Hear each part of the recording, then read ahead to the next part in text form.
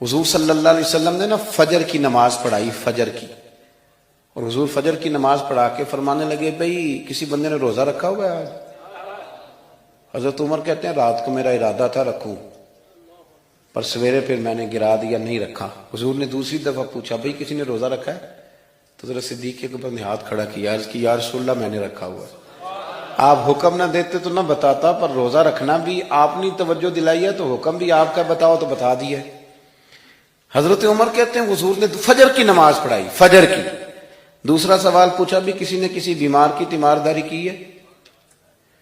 تو حضرت عمر کہتے ہیں میں نے فٹافٹ عرض کی یا رسول اللہ ابھی تو نماز فجر پڑھی ہے، تو اب گھر جائیں گے تو تیمارداری کریں گے نا۔ تو حضور نے فرمایا عمر تو ذرا ٹھہر جانا، جلدی نہ کر، ٹھہر نہ ذرا، رک تو صحیح۔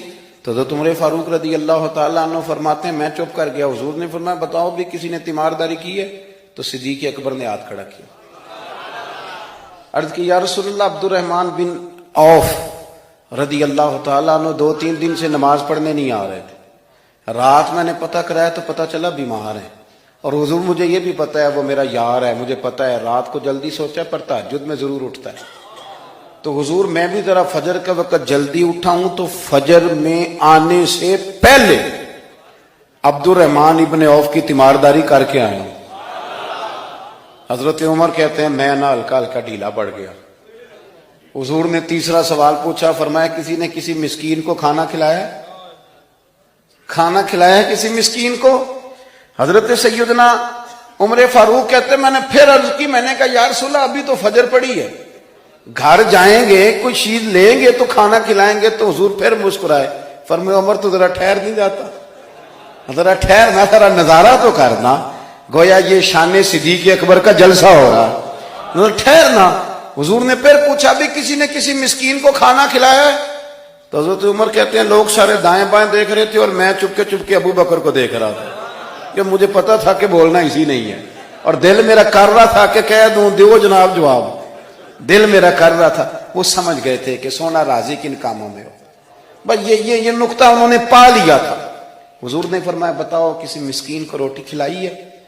تو جناب سیدنا صدیق اکبر نے ہاتھ کھڑا کیا، عرض کی یا رسول اللہ سویرے اٹھا ہوں تو چھوٹا بیٹا بھی اٹھ گیا تھا، اور میرے وضو کرتے سنت پڑھتے ماں سے کہنے لگا بھوک لگ رہی ہے، تو ماں نے 2 روٹیاں بھی پکا دی، تو حضور ایک اس نے کھائی دوسری اس کے ہاتھ میں تھی۔ جب ہم نکلے ہیں نا گھر سے تو دروازے پہ ایک فقیر کھڑا تھا، مسکین کھڑا تھا، کہہ رہا تھا رات سے بھوکا ہوں، کوئی دروازہ کھلنے کا انتظار کر رہا تھا، ابو بکر سب سے پہلے تیرا ہی کھلا ہے۔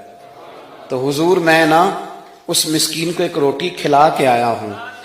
حضرت عمر فاروق کہتے ہیں میں نے گردن جھکا لی، اور میرے رسول کریم نے فرمایا اے اللہ میرے ابو بکر پہ رحم فرما، اللہ میرے ابو بکر۔ وہ سمجھ گئے تھے، مزاج شناست سمجھ آ گئی تھی کہ حضور کن باتوں میں، اور نا اپنے اوپر وہ سارا کچھ طاری کر لیا تھا انہوں نے، طاری، ان کی ادائیں بالکل ڈھل گئی تھی نبی پاک کی اداؤں۔ 3 دن وہ غار ثور میں رہے تو ہمارے صوفیاء فرماتے ہیں کہ ان پر تجلیاں بھی پڑی محبوب کی معرفت کی۔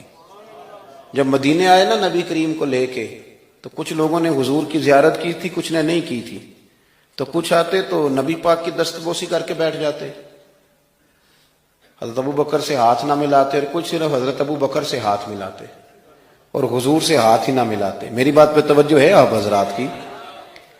تو کچھ لوگوں کو نا شبہ ہونے لگا، وہ معاذ اللہ سمجھنے لگے کہ شاید یہی اللہ کے رسول ہے۔ حضرت صدیق اکبر یہ کیوں شبہ ہوا؟ تو ہمارے محدثین فرماتے ہیں کہ ابو بکر صدیق بولتے بھی اس طرح تھے جو میرے نبی پاک کا طریقہ، بیٹھتے بھی اس طرح تھے جو رسول پاک کا طریقہ۔ کہتے ہیں انہوں نے امامہ باندھا ہوا تھا تو جو امامے کا پیچ حضور کا ڈھیلا رہ گیا تھا ان کا بھی ڈھیلا رہ گیا تھا، اس طرح اپنے آپ کو مزاج میں ڈھالا تھا، تو من شدی من تو شدم، میں اس طرح ڈھالا تھا مزاج میں، اس طرح کہ کوئی فرق ہی نہیں نظر آتا تھا۔ وہ کہتے ہیں جب حضرت ابو بکر صدیق نے دیکھا نا کہ لوگوں کو تو شک ہو رہا ہے، کوئی میرے ساتھ ہاتھ ملا کے بیٹھ جاتے، تو حضرت صدیق اکبر نے کہا کوئی ایسا کام کرنا چاہیے کہ پتہ چلے آقا کون ہے غلام کون ہے۔